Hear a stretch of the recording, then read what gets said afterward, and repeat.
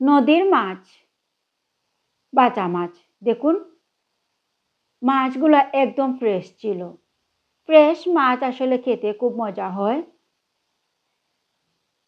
এখন মাছগুলোকে কেটে নিব। আসসালামু আলাইকুম, ওয়েলকাম টু উর্মিস কিচেন। সবাই কেমন আছেন? নিশ্চয়ই ভালো আছেন। আল্লাহর রহমতে আমরাও ভালো আছি। আমি মাছগুলোকে কেচি দিয়ে কেটে নিচ্ছি। আর এই মাছ কাটা একদম সহজ, বটি দিয়েও কাটা যায়, কেচি দিয়েও কাটা যায়। দেখুন এই কাটাগুলা প্রথমে আমি ফেলে দিচ্ছি।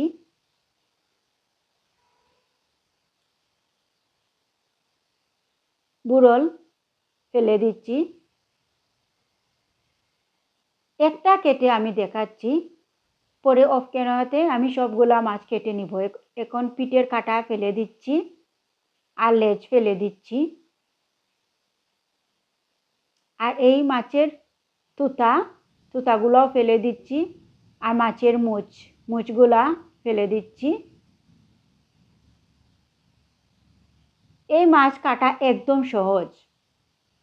দেখুন কত সুন্দর করে কেটে নিয়েছি কেচি দিয়ে।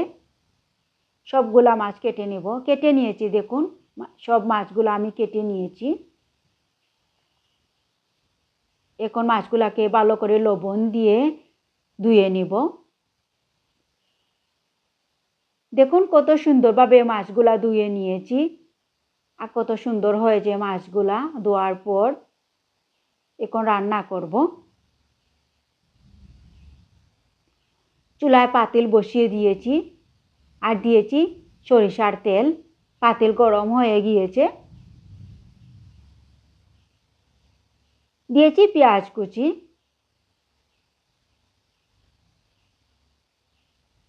দিয়েছি স্বাদ মতো লবণ। এখন পেঁয়াজটাকে ভালো করে ভেজে নিচ্ছি। পেঁয়াজ ভাজা হয়ে গিয়েছে, দেখুন একটু লালচে কালার হয়ে গিয়েছে। দিয়ে দিচ্ছি একটু পানি যাতে পেঁয়াজটা পুড়ে না যায়। এক চামচ মরিচের গুঁড়া দিয়েছি। 1 চামচ হলুদের গুঁড়া দিয়েছি। 1 চামচ ধনিয়ার গুঁড়া দিয়েছি আর একটু পাঁচফোড়ন দিয়েছি। দিয়ে নেড়ে চেড়ে দিচ্ছি। পেঁয়াজের সাথে মিশিয়ে নিচ্ছি। এখন একটু পানি দিয়েছি। পানি দিয়ে এই মশলাটাকে ভালো করে কষিয়ে নিব। এখন ঢাকনা লাগিয়ে কিছুক্ষণ রান্না করে কষিয়ে নিব। কিছুক্ষণ রান্না করার পর দেখুন মশলাটা কষানো হয়ে গিয়েছে। মশলা যত কষানো হয় তরকারিটা খেতে কিন্তু খুব ভালো লাগে। এখন মাছগুলো আমি দিয়ে দিচ্ছি। এই মাছ দেওয়ার পর বেশি সময় নাড়াচাড়া যাবে না। কাঁচা অবস্থায় নেড়ে চেড়ে দিতে হবে। দেখুন আমি কাঁচা অবস্থায় উল্টে পাল্টে দিচ্ছি, পরে আর নাড়া যাবে না। দেখুন উল্টে পাল্টে দেওয়ার পর এখন দিয়ে দিচ্ছি কাঁচামরিচ। কাঁচামরিচকে 2 ফালি করে কেটে নিচ্ছি।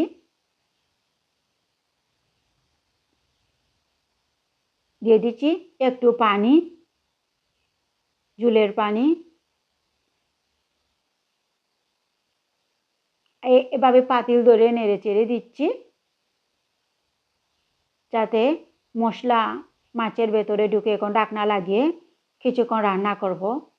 কিছুক্ষণ রান্না করার পর এখন দিয়ে দিব ধনিয়ার পাতা। এই মাছ রান্না আসলে বেশি সময় লাগে না। এখন ঢাকনা লাগিয়ে আরও কিছুক্ষণ রান্না করব। আরও কিছুক্ষণ রান্না করার পর দেখুন আমার বাঁচা মাছ রান্না রেডি হয়ে গিয়েছে। আর আস্তে আস্তে রয়েছে দেখুন। এখন আমি চুলাটা অফ করে নিয়েছি।